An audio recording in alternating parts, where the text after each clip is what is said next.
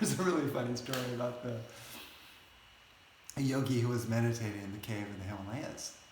And um, he was naked and, meditating like this, still meditation, just in the bliss of Lakshmi, And then this self-effulgence just beaming from him.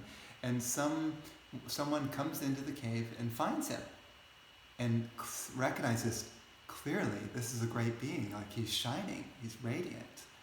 And so they start coming every day, and then they bring a friend, and then another friend, and then suddenly someone offers and looks at the yogi and says, look, you're naked and you're starting to attract people here.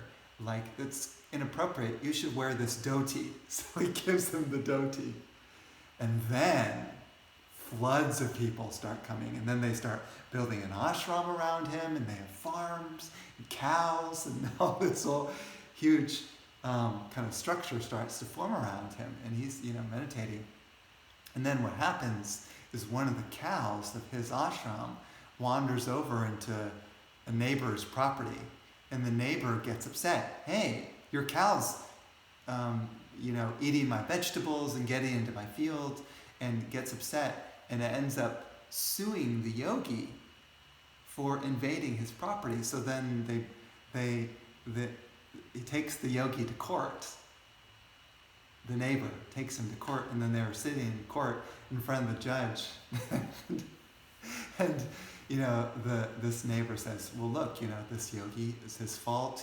His cow invaded my property, is eating my vegetables and all that. And then the judge looks at the yogi and says, well, what do you have to say about that?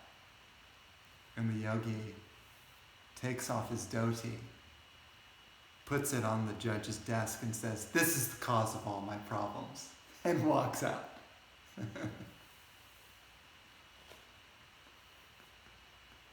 So,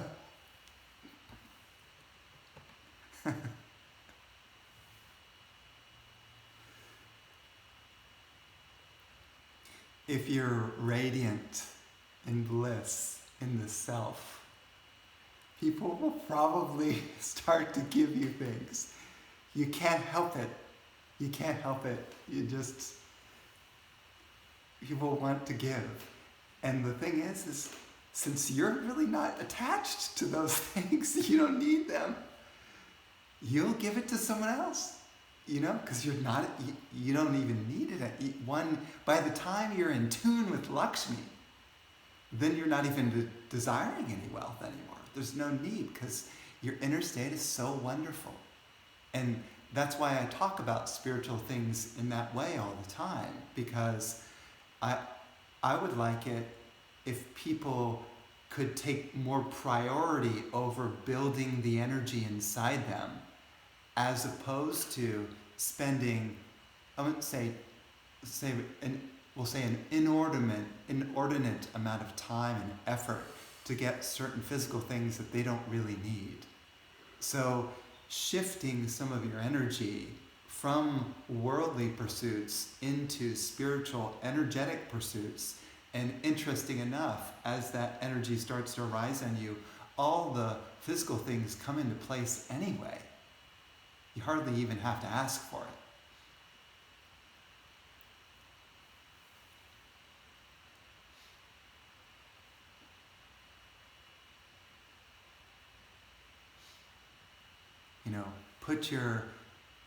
Put your attention in heaven. Look towards heaven.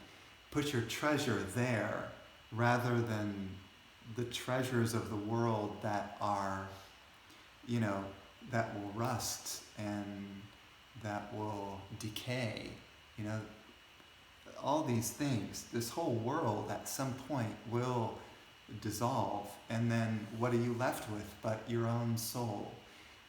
Your body doesn't go with you when it dies, but your soul does. What you're doing is you're making an investment in your soul. In your future. Right? That's so important, what you're investing in. we so easily get caught in the glitter of this world and forget the priority. I'm telling you, when you connect into the light inside you and it starts to shine, you will understand that nothing in this world compares to the beauty that you're experiencing, the sun that has lit up inside you, that makes you feel so alive.